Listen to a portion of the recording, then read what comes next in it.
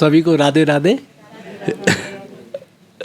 सर्वप्रथम मैं कृपालु महाराज को नमन करता हूँ, जिनकी दिशा से यहाँ पर सारी व्यवस्था चल रही है।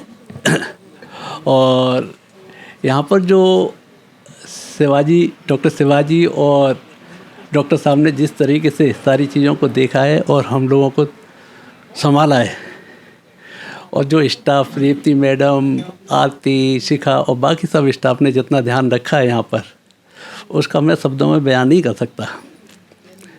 तो सबका बहुत बहुत शुक्रिया है इस चीज़ों का। अब मैं उस बारे में बताऊं कि यहाँ पर आने का भी मेरा एक रहस्य है। रहस्य ये था कि पंकज जी ने जिक्र किया कि पंकज जी यहाँ पर ऋषिकेश जाने का इनका प्रोग्राम है, इन्होंने जिक्र किया मुझसे। तो पंकज जी ने कहा कि 3 फैमिली ही जा सकती हैं, चौथी फैमिली का प्रोग्राम नहीं है यहाँ आने का। तो पंकज जी से मैंने कहा तुम जा रहे हो, मुझे तो जाना ही जाना है, व्यवस्था आपको बनानी है कि कैसे मैं जा सकता हूँ। पंकज जी लास्ट तक बताते रहे, कोशिश कर रहा हूँ, हो रहा है, लास्ट तक बताएंगे। लास्ट में ये संभव हुआ कि मेरा और रेखा का आने का प्रोग्राम यहाँ पर बन गया। यहाँ आने के बाद हम सब लोग यहाँ पर आ गए, प्रोग्राम शुरू हुआ, डॉक्टर साहब का लेक्चर शुरू हुआ।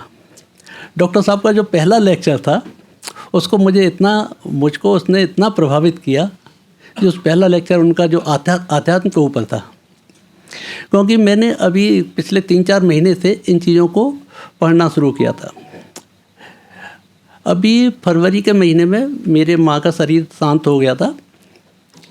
तो शरीर शांत होने से पहले माँ मुझसे कई साल पहले से कहती रहती थी कि इस वाले रास्ते पे आओ। उनको काफ़ी ज्ञान था, मुझसे कहती रहती थी कि आप ये पढ़िएगा, ये सारी चीज़ें करिए। तो मैं उनसे यही कहता था, नहीं मेरे पास अभी टाइम नहीं है, मैं बाद में करूँगा। उनके जाने के बाद मैंने सारी चीज़ों को अभी शुरू किया, मैंने पढ़ना भी शुरू किया। मेरी चीज़ें समझ में नहीं आती थी, आध्यात्म के बारे में सारी चीज़ें नहीं समझ में आती थी। लेकिन यहाँ पर जो आपने जो पहला लेक्चर दिया, मेरी लेक्चर को सुनने के बाद मेरी उन सारी बातों को मुझे बल मिला कि जो आपने शुरुआत की उससे आत्मा को परमात्मा से जोड़ने की, बताया कि हाँ ये शरीर है, ये शरीर यहीं पर रह जाएगा। आत्मा को हमको समझना चाहिए कि हम कहाँ से आए हैं। ये सारी चीज़ें पढ़ने पर मतलब समझ में नहीं आ रही थी। अभी भी मैं कोई भी अध्याय में पढ़ता हूँ, शुरुआत करता हूँ किसी भी अध्याय को, मेरे उस अध्याय को वो 2-2, 3-3 बार पढ़ना पड़ता है और उसको मैं छोड़ देता हूँ। जब समझ में नहीं आता मैं छोड़ देता हूँ उसको, अगले दिन दोबारा पढ़ता हूँ। लेकिन यहाँ आने पर मुझे बहुत बल मिला है। और आपका कैसे शुक्रिया अदा करूँ शिवाजी का। आपका बहुत बहुत शुक्रिया सारी चीज़ों के लिए। और आगे मैं कंटिन्यू करूँगा सारी चीज़ों को। मुझे पूरी गीता पढ़नी है, रामायण पढ़नी है, सब कुछ पढ़ना है।